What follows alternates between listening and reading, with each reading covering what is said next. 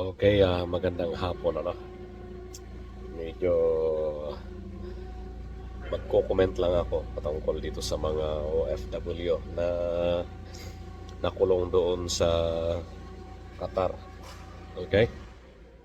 So, sino nga ba ang mag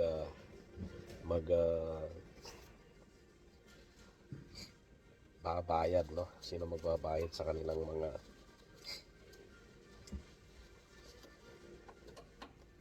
bayaran para sa pagtabas nila? Okay? Nakikita natin na ang gobyerno ay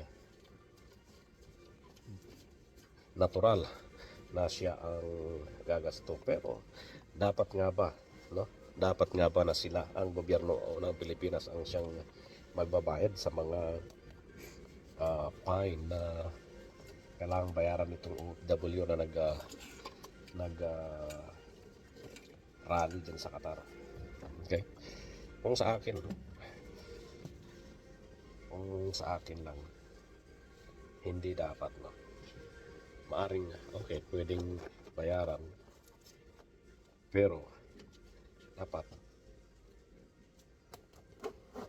pagtiisan nila muna yung bilangguan doon, o di kaya dapat yung promoter ang siyang magbabayad yan, hindi ang gobyerno, no? Hindi doon sa buwis ng mga Pilipino, kasi ginawa nila yon, personal nila yon na ginawa. Hindi gobyerno ang nag-udyok sa kanila para tulak sa kanila na mag-rally. Hindi mag-rally sila para kay Duterte. Okay? Yun ang mahirap kasi minsan, no? Minsan ang tao alam naman nilang bawal, pero pinagwawalang bahala nila na gagawin, ano? Basta ginagawa pa rin nila yung mga bagay na hindi dapat. Katulad yan sa Middle East, okay? Sa Middle East, mahigpit talaga ang law nila doon. Hindi basta-basta ka gagawin kung ano yung gusto mong gawin. Hindi Pilipinas, ano? In 15 years na nandun ako sa Middle East dati, talagang sumunod ka, no? Sumunod ka sa patakaran ng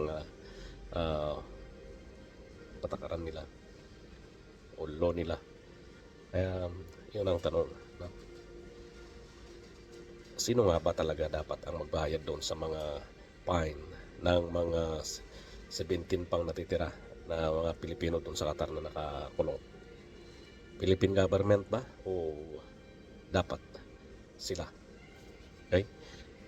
Maraming salamat, at kung ano man ang inyong comment, pwedeng ilagay dyan sa baba.